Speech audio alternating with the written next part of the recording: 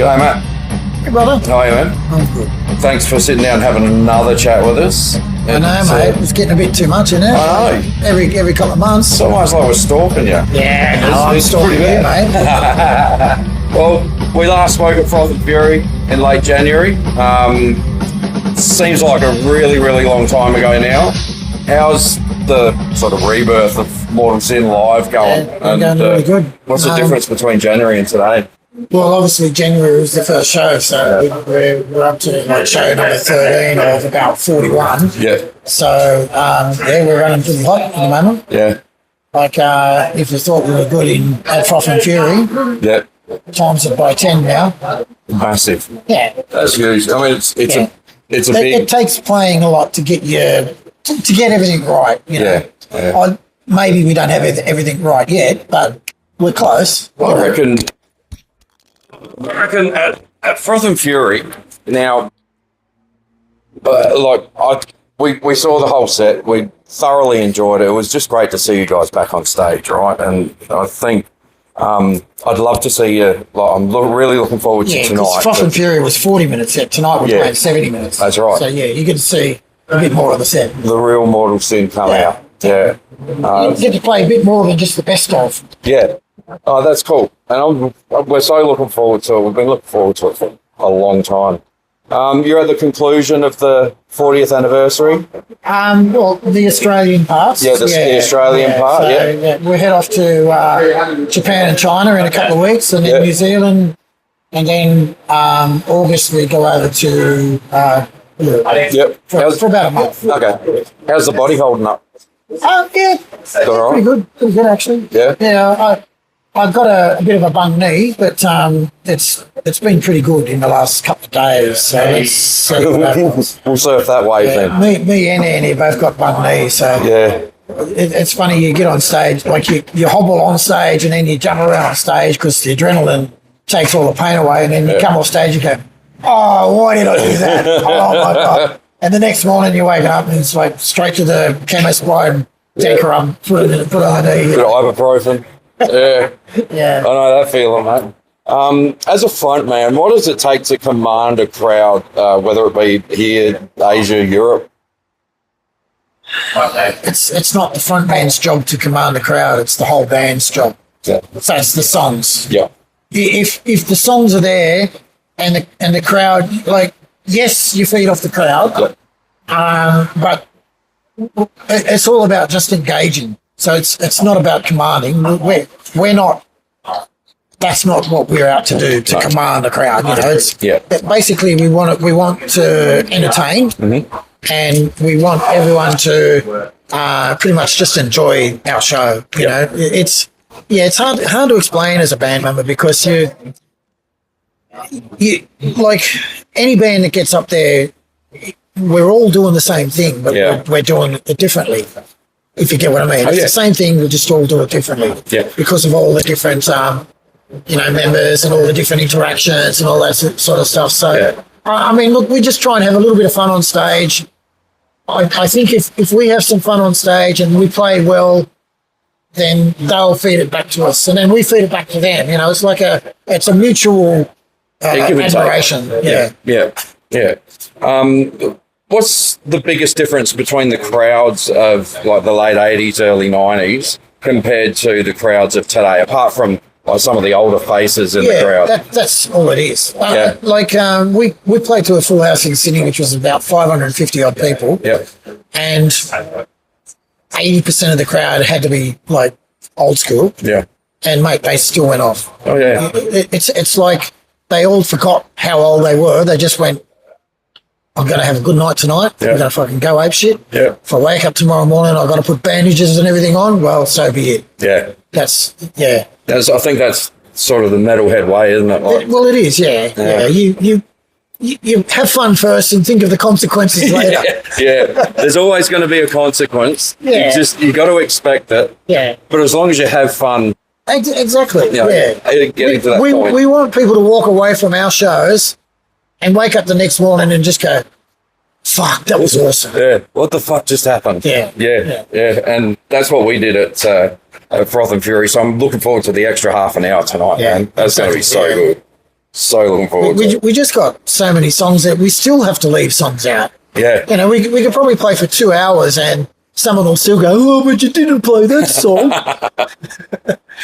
Well, what would be your most asked for song, your most requested song? Always Lebanon, Mayhem and Destruction, and I Am Immortal. Yeah. Always. And I think they're in every single set. Even when we played with Slayer, we had a 15-minute set. Yep. It was those 3 songs. Yeah. That's all we could play. That was 15 minutes. So no matter where we play, how long we play for, those 3 songs will guaranteed be in a set. Awesome. When you do get home for a bit of a spell, what do you like to do? Sit and watch TV. Yeah. Yeah. I don't go out much because it's kind of hard when you go to gigs because you get harassed a lot. Yeah. Like, which I get it that it's part of, you know, being someone in a band. Yeah. But sometimes you just feel like you just want to be anonymous for once, you know, like go somewhere where no one knows you or whatever. But that, you know, I mean, it's stupid to say that, but it's at the end of the night when everyone's drunk, you know, that's when it makes it hard. Because I don't drink, so you know, I'm the sober one in the room, and I'm surrounded by drunks or whatever. Yeah, it's going to be difficult. I know it's stupid to say that, but not really. Yeah, you know, it's So when I'm at home, I got 2 dogs. I love being with the dogs, and I just watch TV at home. You know, chill out, do nothing. Yeah. Again, it sounds crazy, but I just love doing nothing. Yeah, no, I can understand that. I'm very much the same. Yeah. I would have sort of spent most of this week either writing a review, like sitting down in my lounge, or writing these questions up or something like that. It's my favourite place. Yeah, sometimes you just got to tune out, you know, and TV does that for me. Like, or if I'm doing band stuff like packing albums or merch or something like that, I just crank some music up and go into the other room or into the computer room, do interviews and stuff like that. But in the times when I'm not doing that, I just zone out. Or I'm asleep on the couch. Yeah. You know. What's your favourite shows? Look, I watch Korean dramas. Okay. Yeah. I don't watch much of English language TV. No? Nah. Why is that? They're just great fucking storytellers, man. Yeah. Like I don't think I've ever watched. I've been watching for 15 years now, and I don't think I've ever watched a shit one. Wow. They're just so good at fucking writing stuff. Yeah. Really great storytellers. Never repetitive. It's a lot of repetition. Yeah. Like, sometimes you watch something and go, same storyline. Yeah, seen that before. Just done differently, you know? Yeah. I mean, that's a bit of a kind of secret of mine, but it's. I don't know. I just don't enjoy a lot of like Aussie. I don't watch any Aussie dramas. None of that shit that's on TV. You know, Farmer Wants a Wife or Home and Away or anything like that. As soon as that comes on, mate, I'm switching over and watching Netflix. You know. Yeah. Or putting some music on. You know. I'd rather jump off the edge. I don't mind watching game shows. Yeah. Yeah, like The Chaser and stuff like that. Okay. Yeah. I like trivia, so that's why I like those kind of shows. Yeah. And I like watching the news because the news is what feeds the brain for songs. You know, I could watch something on the news and go, oh, there's a song in that. Yeah. And if you look back on all of our albums, 80% of those all come from TV. Of course. News or current affairs. Pop culture, whatever. Yeah. Newspapers, open the newspaper and go, bang. Yeah. Wow. My daughter is awesome, obviously. I told you this the other day. She had a calendar made for me that had photos that we've taken along the way this year. Yeah. Now, there's a photo of you in the calendar, I think possibly with Andy. It hangs above my head every night, right? How do you feel about a grown man having a picture of you above his bed head? Each to his own, man. You know, look, I have pictures of myself up on the wall. Only because, I love that shot. Yeah. You know, I've got this one picture apart from pictures of me with, so maybe James Hetfield, or I've got one with me with Mike Portnoy. But there's one picture of me that from Europe. It just, I look at that and go, fuck, man, that's just a classic singer look. Yeah. You know? Yeah. And it makes me feel proud that, you know, I can look at that, just that's the pinnacle point of my life where I think it was Wacken or somewhere, you know? Yeah. And, yeah, it's not silly. It's not. It's memory triggering. Triggering. Yeah. When you get older, you know, you like to have those memories, and I have one whole wall of my house which is just full of photos, a lot of musical stuff, and then also family, and another wall for dogs. You know. Yeah. So that's everyone does it, eh? Absolutely. My studio is just packed, just chock full of just signed memorabilia, type posters, and whatnot. It's something that is. And I've got in my computer room is covered in Mortal Sin posters. Yeah. Just because I'm a collector as well, you know. Yeah. I just like, you know, when you see those on your wall, it's like, oh yeah, that Testament show was fucking awesome. Or, you know, you look at it as you say, and your memory, bam, straight away. Yeah. Oh wow, I remember that show. That was right. It's a reminder. You know, it's something that it means something further down the track. Yeah. You know, it's not just at that point. When we get dementia, it's like Bingo! I remember that. That band was really great, weren't they? What was it? Yes, Dad, it was your band.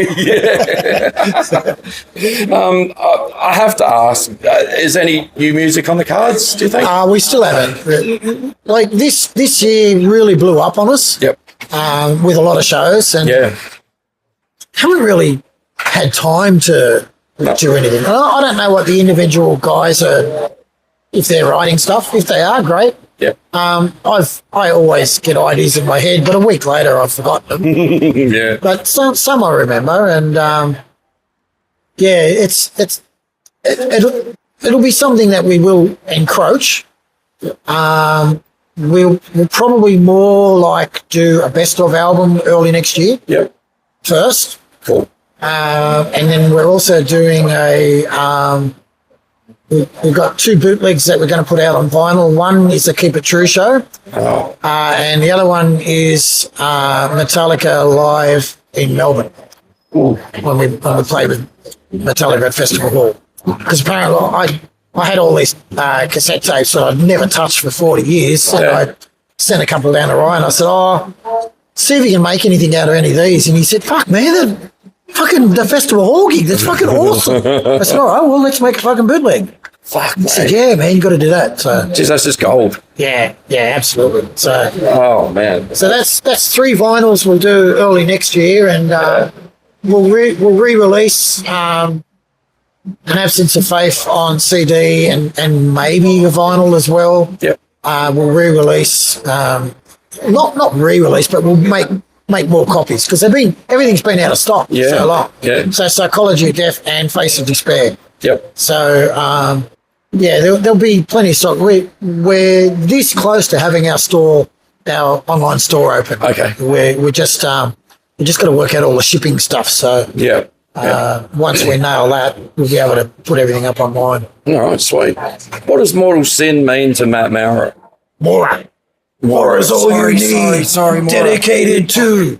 Yeah. Maurer. No, that's cool. Most people do actually pronounce it Maurer. Sorry. So what does Mortal Sin mean? Well, look, as we said in the last interview, you know, my wife passing away and everything. So getting this back together was a real lifeline. Yep. You know, and it's always been a lifeline. You know, it's strange because I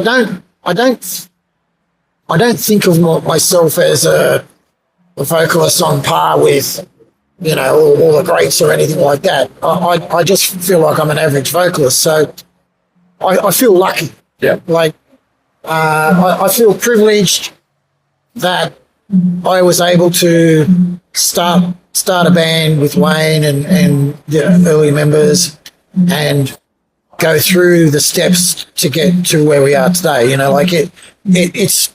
I was talking to a guy earlier who was also a singer in a band, and sort of saying, you know, look, it's trying to find 5 members of a band who are all on the same page, who are all driven, who are all want to succeed and all want to get their creativity out there, that's almost an impossible task. Yeah.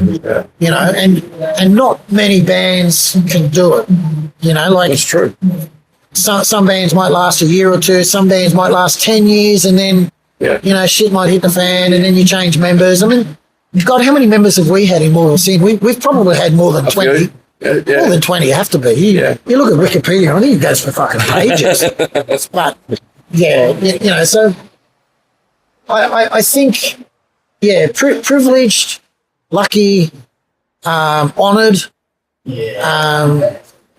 and proud, you know, all of the above. And, let's just see how much more we can do. Yeah, for sure. We've always felt that we didn't do enough. You know, like we still got more to give. We still, you know, like maybe some other people around will say we succeeded, but we don't feel like we did. Okay. You know, we feel like we probably should be up on Testament's level. Yep. You know, had we been either born in another country or had we toured earlier in the like the 80s. So when we signed with Phonogram, it was 1986. Yeah. And then we brought Mayhem and Destruction out on the UK label in 1987. So we felt we should have gone then. Right. But they said no. We'll wait till the next album. But when in 87 was just when Testament was starting to get big, just when Death Angel was starting to get big, just when that like the second wave of the Bay Area stuff was really starting to move up, we were still sitting at home. And it's like, fuck, we want to play. We want to fucking, why can't we be playing with Testament? Why can't we be doing this?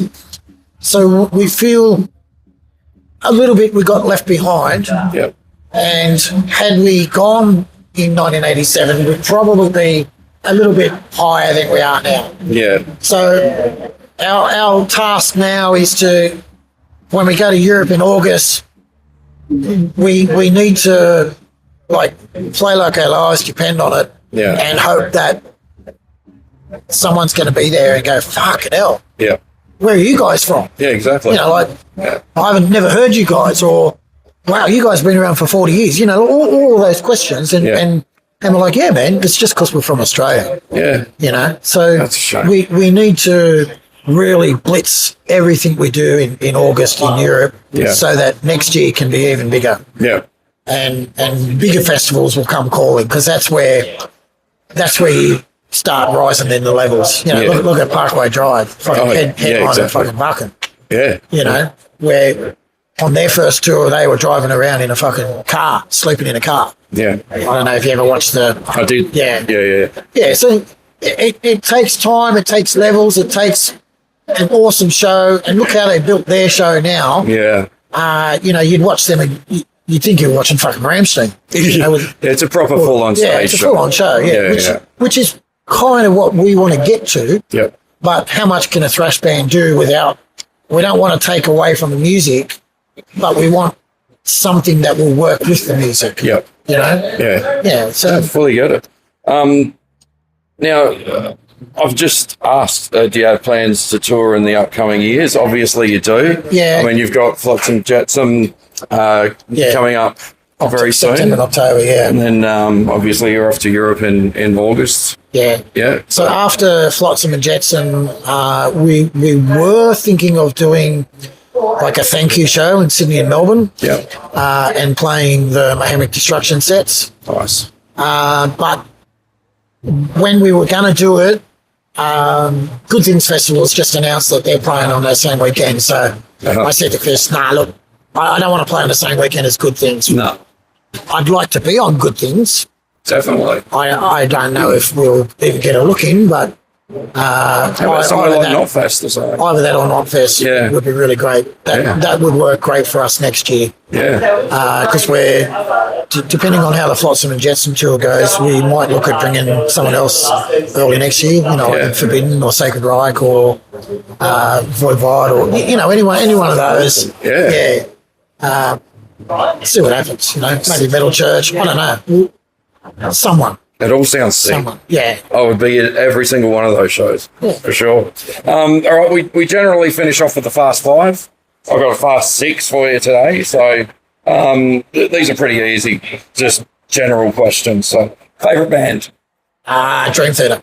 Dream Theater? All right, favourite song? Favourite song? Seek and Destroy. Favourite sport? Soccer. Soccer. All right, favourite team? Manchester United. Just give us a few words about Chris McThrashy. Chris. There you go, Chris. Oh man, hardest fucking worker you'll ever come across. Yeah. He's a fucking great guy. Run across him many, many times, and he's always wonderful to us. Yeah. Well, look, you know, I mean, when we came back, we had no idea where to start. You know, we hadn't played for 15 years. Chris said he'll help us out, so I said, yeah, that'd be awesome. Excellent. Because he knows the scene and everything. And, he's done an awesome fucking job with the tour. Probably a lot more shows than we originally intended on doing. You know, but we went to North Queensland last week. Yeah. Right? Yeah. You know, it wasn't huge, but it was a good time. Yeah. You know, we're going to New Zealand without them. We're going to Tokyo and China without them. Yeah. But we're doing some shows together in Europe, which is really cool. So yeah, awesome. And finally, physical or digital media? a bit of both. Yeah. Yeah. Like in the old days, because I'm a singer, you know, to learn songs, you'd always open up the CD booklet and look at the lyrics. Yeah. You know, so that's really great. Even though you can do that on Spotify now, but yeah, look, Spotify is great for when you're in the car. I listen to a lot of YouTube on the TV, so I don't do Spotify on the TV. I'll do. Because I've got a bass system on my TV system. Okay. So, yeah, cranking it up's really good. But, yeah, in the car, definitely Spotify. Because you can listen to anything. Yeah. And it's great to go down the rabbit hole, you know, like if you just choose one song and then it choose what comes next. Yeah. Yeah. You go so Fully far down the rabbit hole. It's go, oh yeah, I remember that song. Or haven't heard that before. Yeah. Yeah. So in that way, it's good. We've got about 50,000 followers on Spotify. Oh, sure. Which would be nice to like really build that up. So we're working pretty hard on our socials to try and boost our following. Yeah. And that's why we're hoping with Europe in August.